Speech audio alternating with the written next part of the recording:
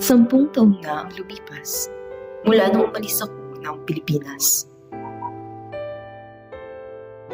Marami nang nagbago, hindi lamang sa akin, kundi maging ang relasyon ko sa aking pamilya.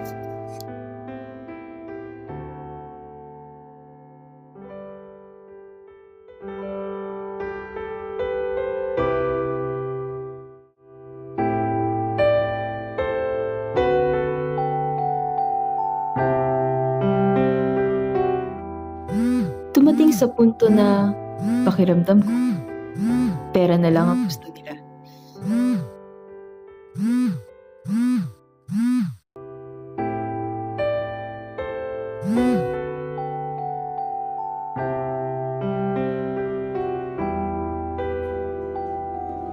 Kaya tuluyan ang lumayo ang loob ko sa kanila.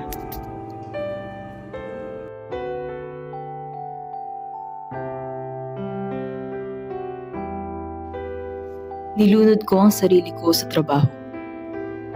Dahil ang akala ko doon, pera ang sukatan ng pagmamahal.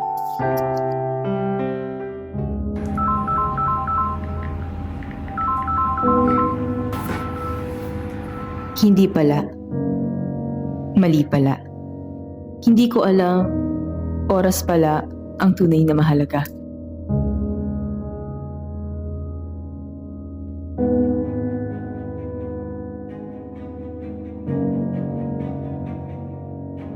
Sa bawat tawag na hindi ko sinagot, doon pala ako mawawala. After a 6.9 magnitude earthquake in the Philippines, buildings on the island of Cebu were damaged, roads damaged, and the quake caused power lines to trip, leading to outages across the island there and the region.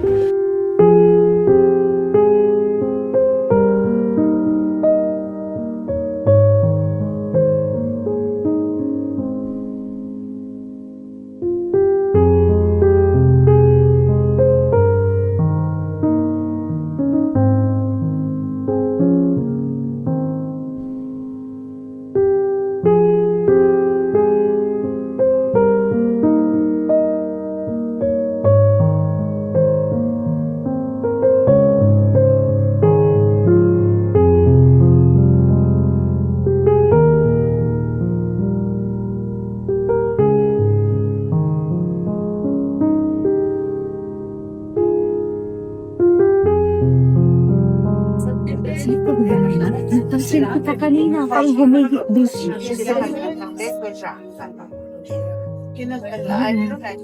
Minsan, may mga problema talagang darating sa buhay natin.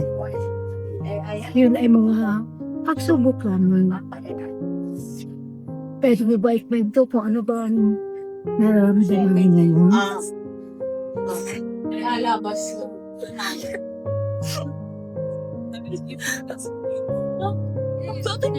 Bakit nyo may gumasakit sila mga bakit ngayon pa? Hindi ko ba na sila nakausap? Lagi ko na lang sila hindi kinakausap kasi akala ko lang pera nila. Minsan, may mga desisyon talaga tayo sa buhay na hindi natin alam kung ano ang mga hirap nila. Pero yun ay mga pagsubok lang natin. Siguro may mga misyon ka pa. Kung ikaw lang naman ang naiwan, may iba pa rin yung mga paraan na pwede kong magbigay liwanag sa iba. Baka ito ang dahilan kung bakit ako naiwan. Baka ito ang tawag hindi lang ng pamilya ko, kundi ng Diyos.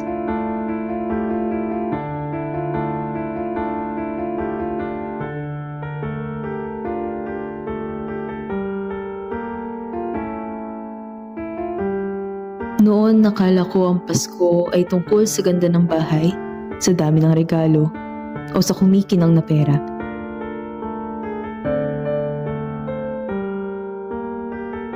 Pero ngayon, natutunan ko ang Pasko ay hindi nakikita sa mga ilaw.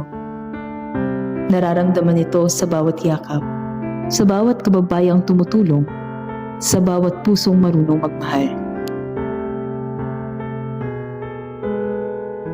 Ang Pasko ay hindi kailanman nawawala. Basta may puso kang marunong magmahal. At sa bawat luha, doon pala nagsisimula ang liwanag.